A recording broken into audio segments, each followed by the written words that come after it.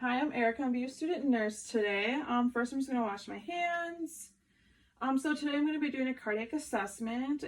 Could you state your name and date of birth, please? Julia Shredder, 7/18/01. Perfect. So to start off with, I'm just going to ask you a bunch of questions in which, if you could answer yes or no to, that'd be great. Have you ever had high blood pressure? No. Heart failure? No. Any dysrhythmias? No. Any hypertension? No. History of a stroke? No. Do you know if any of those run in your family? No. Perfect.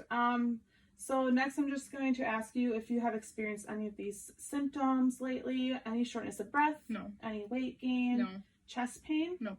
Palpitations? No. Swelling in your extremities? No. Do you have to sleep with any pillows behind your back? No. Perfect. So next I'm going to ask you if you take any medications at all that could affect or cause a heart disorder. Any blood pressure medications? Nope. Cholesterol medications? Nope. Any blood thinners like aspirin? Nope. Any diuretics such as a water pill? No. Perfect. What do you do for an occupation? I am an LPN at a nursing facility. Okay, perfect. So how are your eating habits usually? Not great, but we're working on it. Good, good.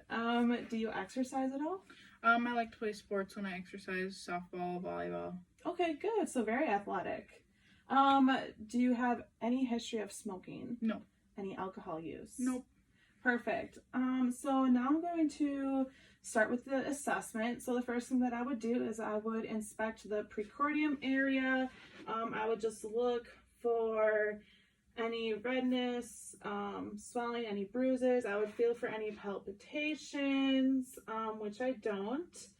And then I would go ahead and identify the apex and base. So the apex is found by the mitral, which is the fifth intercostal space, and then the base is up by the pulmonic valve, which is the second intercostal space, both on the left-hand side.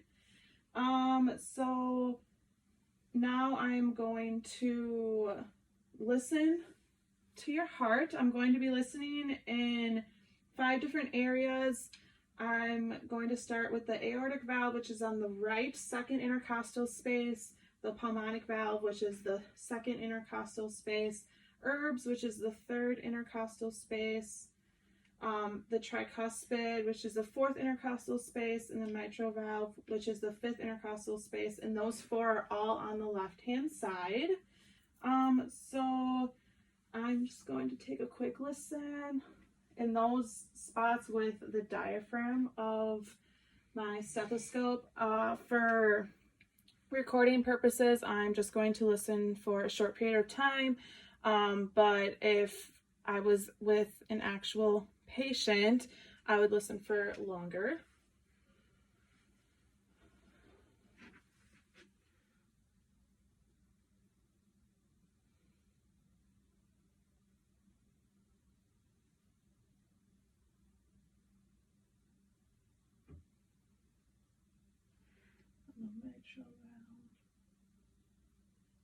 Good.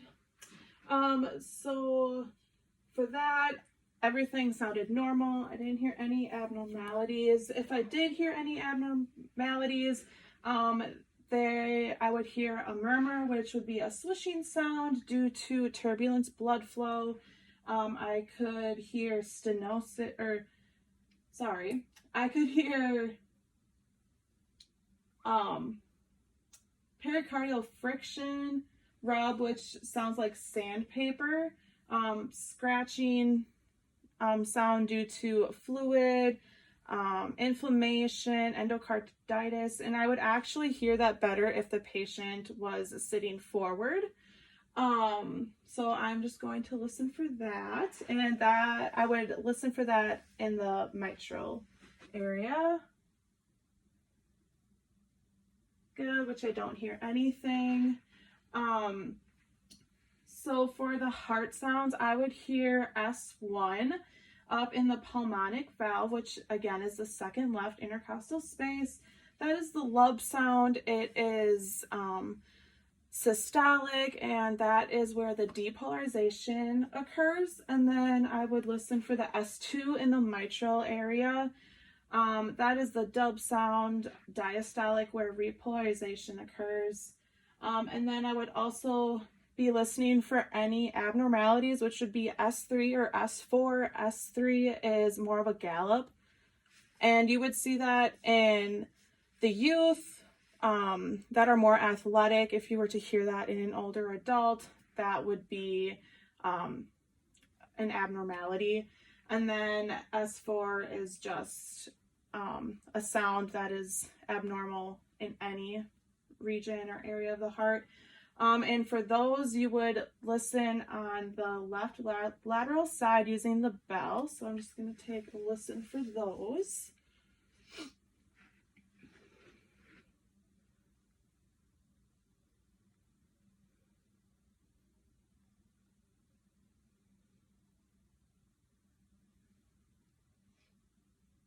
Which I don't hear anything, which is good. So we are all normal sounds. So another thing that I would listen for is a pulse deficit, and that is when I listen to the feel for the radial pulse and listen to the apical at the same time. I would just be looking for any differences. You would normally ask another nurse to come in to either feel or listen while you do the opposite, but since it's just me, I'm going to do both. And again, for time purposes, I'm just going to listen to it for a short period of time.